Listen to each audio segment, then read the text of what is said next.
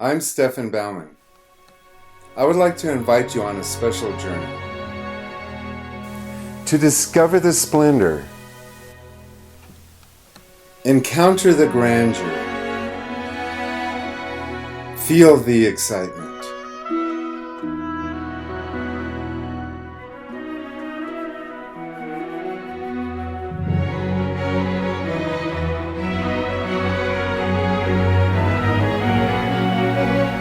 Come along with me as we experience the thrill of painting outdoors.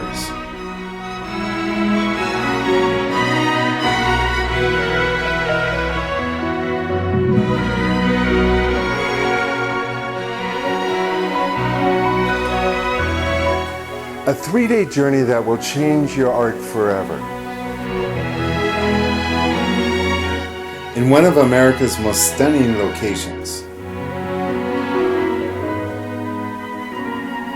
Mount Shasta.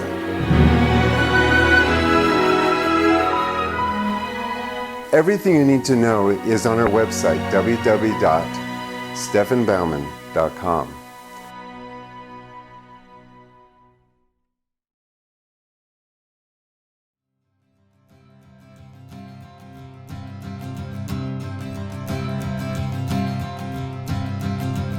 I'm Stefan Baumann, and welcome once again to another podcast.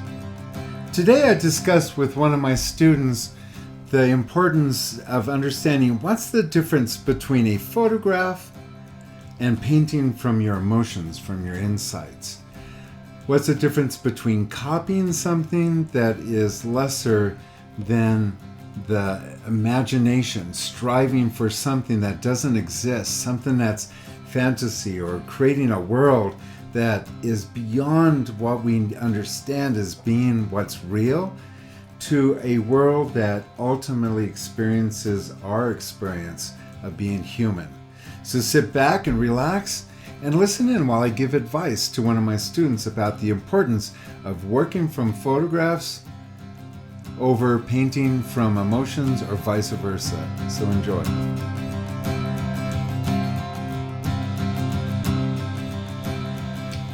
Michelangelo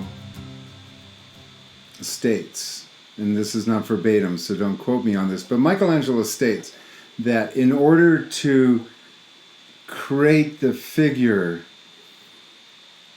in unbridled possibilities, you must study the figure fully. So when you're painting from a photograph, let's say, and let's say you are trying to create in Michelangelo's world, you would say, okay, I'm going to create a sculpture. And this is a painting too, but it's a creativity without boundaries. I'm going to create a sculpture, but I need a photograph of a guy. And my idea is to have a guy that's holding up a sarcophagus that's made out of marble that's 5,000 pounds. You hire a model and you get yourself a 5,000 pound block of stone, and you get him naked and stand out there and you say, here, hold this. And you drop the sarcophagus on him and have him hold it up while you draw. What do you think is going to happen? So I think he's probably going to get squished. So what happens is that you have to imagine what a 5,000 pound sarcophagus would look like if a man could hold it up. That's your imagination. You have to master your skills to be able to do that.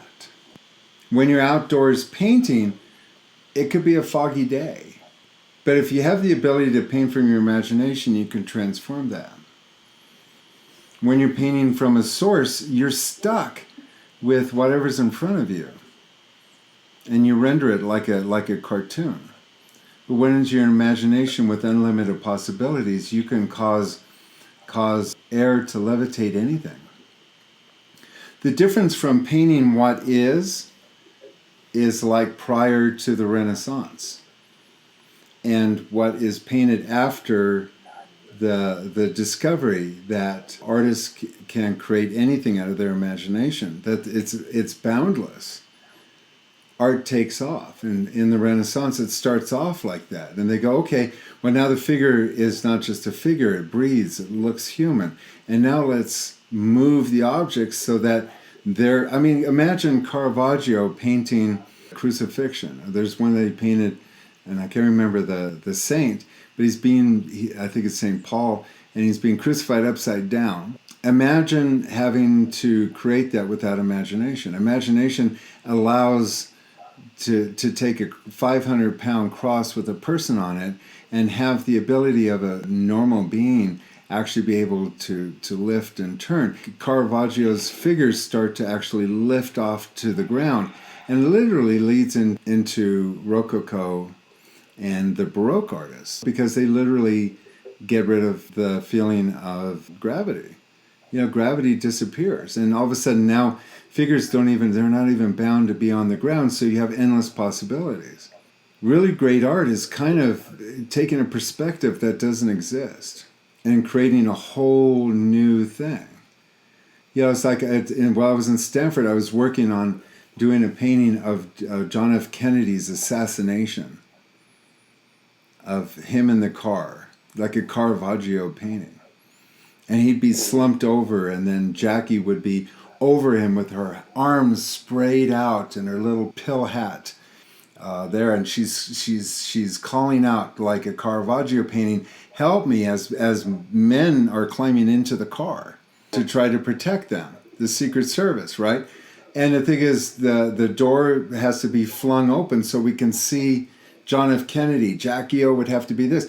There is no image of that. Being creative, painting out of your imagination, being boundless of lights and darks. I mean, I never find anything in nature that is perfect. Nature is so horrible as a composition. You can draw, Lake Tahoe, for instance, is a beautiful place. And if you go up to Lake Tahoe, you would be hard to find any place that would be a more beautiful place to paint. But I have lived in Lake Tahoe for 21 years. I cut my teeth on plein air painting there. And I can guarantee you there is no composition in Lake Tahoe that you get that pulls it all together. And most people who try end up with a little stream of mountains in the distance and then too much water. But through your imagination, I bring the viewer to some place that doesn't exist, where I can combine the best, because what makes Lake Tahoe beautiful is not the background. It's the foreground. The foreground is what's truly extraordinary. The background is just purely a location. It gives me the plot. But Lake Tahoe exists because of the boulders and the trees and little amount of water. In fact, my rule for water is like less than 10%. But through painting from your gut, from your imagination, your artistic, you learn the skills how to paint, of course from copying and painting outdoors. That gives you all the abilities, so you know what a rock looks like if you want to paint it. You know what trees look like when you want to paint it. You see nature in all these different variations, so that when you paint from your imagination, you can bring it together. When we look at Bierstadt's paintings that he did on location, his location sketches, yeah, they were okay. But his grand mastery, they didn't have a lot of photography at that time. He'd go do little painting sketches, plein air sketches, cute little, just like nowadays. And he would take that and he'd go back to New York, hundreds of miles from Yosemite, and he had to work out of his memory, and he worked out of his passion. And these little Yosemite vignettes turned into grand, huge, epic paintings. Mountains were raised and valley floors were taken apart, and the skies come in and dwell. In fact, I would say if you painted, because you came up here and painted Mount Shasta, and when you're here, you're painting Mount Shasta. Of course, we didn't see a lot of it during the workshop, but when you do, you paint Mount Shasta as she is. You strive to try to do that. But if you paint from your imagination today, from your memory, you know what the memory does to be able to remember things? It enhances and glorifies it.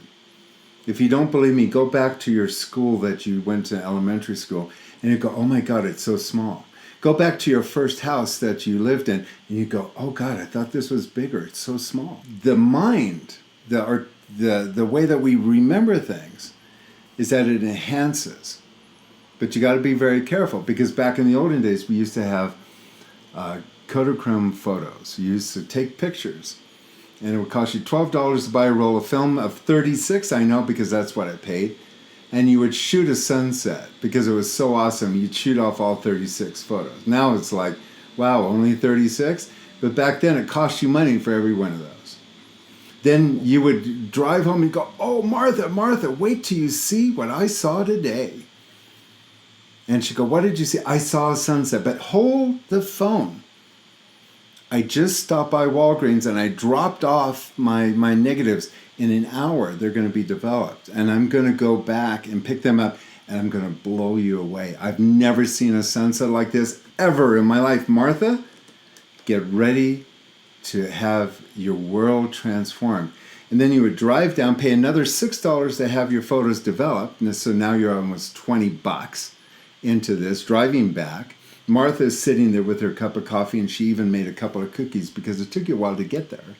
Come back again, and she's ready to be wowed. And you shot 36 of this sunset. And you open up the envelope, and you start laying the pictures out, and you go, oh, wait. Believe me, it was more intense than this. Oh, here. No. Imagine this, but with more light to it. And you would go in, and you would start, all 36 pictures all kind of looked alike. All the little subtles you went like, ooh, look at that ray, would just disappear. And the problem that you had is when you saw that original sunset, before you even got home, your mind made it bigger and grander, and even being out there, being engulfed by this incredible moment of time that overpowered your senses. You've been there, you've seen it. And then imagine the mind trying to hold on to it. It makes it bigger and louder and even more expressive. And you get to the Photoshop and you drop it off. And meanwhile, you're talking to Martha, you're going, oh my God, it was so beautiful.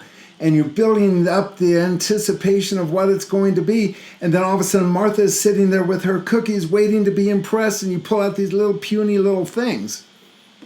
And you go, here, look at this. And it's like, oh, but the colors were more. The feeling was bigger. The camera doesn't capture the human experience of that.